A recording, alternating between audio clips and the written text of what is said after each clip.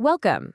So, in this explainer, we're going to tackle a project that, let's be honest, can sometimes feel a little overwhelming right out of the gate. But really, it is an absolutely incredible opportunity. We're talking about the League of Christian Schools Accreditation Self-Study. Now, think about it this way. This is literally your chance to brag on your school. You get to lay out your history, showcase your absolute biggest strengths, and clearly map out your future vision.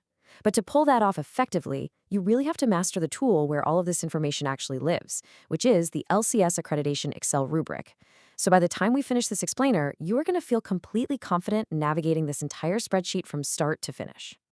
Here is our quick agenda for today. We'll start with number 1, pre-rubric requirements. Then 2, anatomy of the rubric.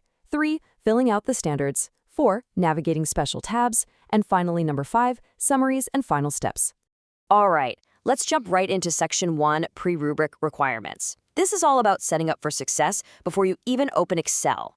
Okay, so a full 30 days prior to your accreditation visit, there are a few specific items you need to have uploaded and shared with the visiting team in a Google Drive.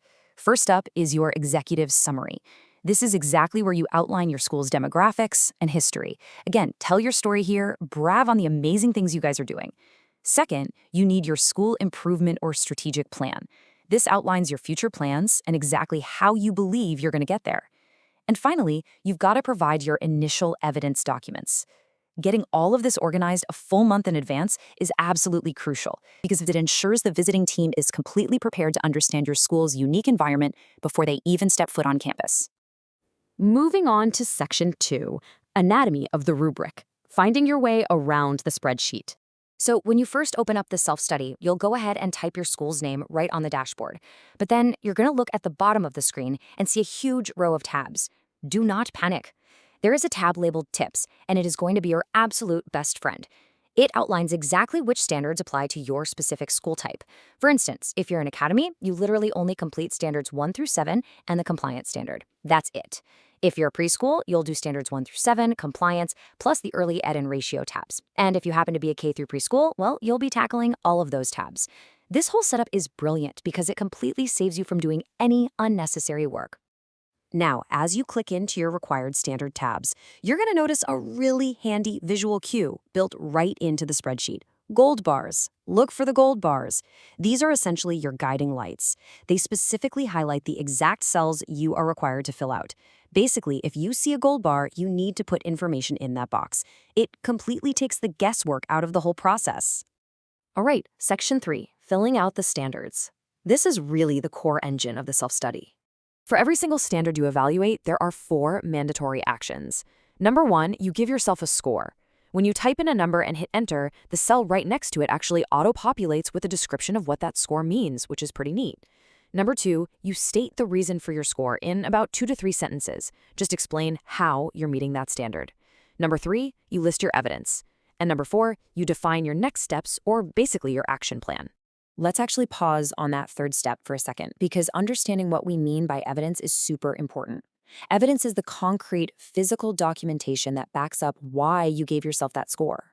So are you claiming your facility is impeccably maintained? Great. Your evidence might be your maintenance statements. Are you citing a really strong academic tracking system? You list student files. But listen closely to this part. Any item you list as evidence in these tabs must be provided to the visiting team. So rule of thumb, if you write it down, be prepared to show it. Now, I have to point out a very common trap that schools fall into right here. Let's say you score yourself a 4 on, say, providing individual support for students with special needs. A 4 means you are doing a phenomenal job. You might naturally think, awesome, I'm totally done with this row. Well, actually, wrong. Even with a perfect score, you absolutely must have a next step. Because continuous improvement never stops. So your next step could be something like include teachers in the evaluation of the students. It's all about asking, okay, how do we take this to the next level?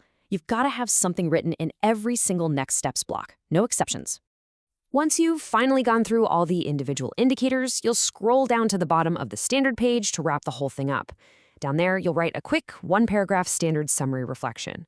Then you're going to take all those next steps you literally just brainstormed and prioritize them into key actions. And finally, you identify those prioritized actions by linking them to their corresponding indicator numbers over on the right side of the sheet. Once all those little sections are shaded in, boom, that standard is officially complete. Okay, Section 4, Navigating Special Tabs. Let's look at the compliance and early education rules. When you first click over to the Compliance tab, you're going to notice something that might look a little alarming. Everything automatically populates as a no. Don't freak out. Your goal as you evaluate your school is to manually go in and switch these to yes. So, for example, indicating that your school maintains insurance covering liability, sexual misconduct, and transportation. You just click on the cell, change it to yes, and the sheet updates. Obviously, we want to see a whole board of yeses. But hey, what if you genuinely don't meet a compliance standard because it just literally doesn't apply to how you operate? That is completely fine. But there's a catch. If you leave a standard as no, you must write a comment explaining why. So, if there's a compliance item about food services and you guys just don't serve food, you leave it as no and simply type in the comment box, the school does not provide food to the students. Honestly, that's all you need to do. Real quick, for our preschool folks, you're going to have 2 extra tabs to look at. The Early Ed tab, which works pretty much exactly like the standards we just talked about, and the Early Ed ratio worksheet. Now, this ratio worksheet is incredibly straightforward, but it's vital. It's strictly there to verify you're complying with state or organizational ratios. You just document your exact number of staff compared to your number of children. All right, home stretch. Section 5, Summaries and Final Steps. The magic of Excel auto-population. So what is this number 0? Well, 0 is exactly how much typing you have to do on the final 2 tabs of the spreadsheet. I'm serious. The Domain Summary tab and the Standard Summary tab are completely automated. Because of all that hard work you just did, filling out the gold bars, hunting down evidence, writing out those next steps, these summary sheets entirely self-populate. So when you finally completed all your required standards, you can just click over to these last tabs, sit back, and admire your work. Now, a highly recommended best practice before you even start officially typing anything is to just take some time to casually browse through the Excel document. Just click around, familiarize yourself with the dashboard, look at the standard layouts, find those gold bars.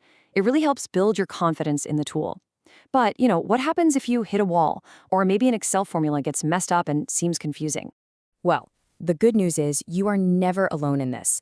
The League of Christian Schools is readily available to answer your questions and help you navigate the spreadsheet. They are totally there to support you and stand right next to you throughout the entire accreditation process. You literally just have to reach out and ask. So as we wrap up this explainer and you get ready to actually open up your self-study, I want you to ask yourself this. If continuous improvement is the true heart of accreditation, what is one absolutely bold next step your school is ready to take this year? Keep that thought in the back of your mind as you begin. Thanks so much for joining me.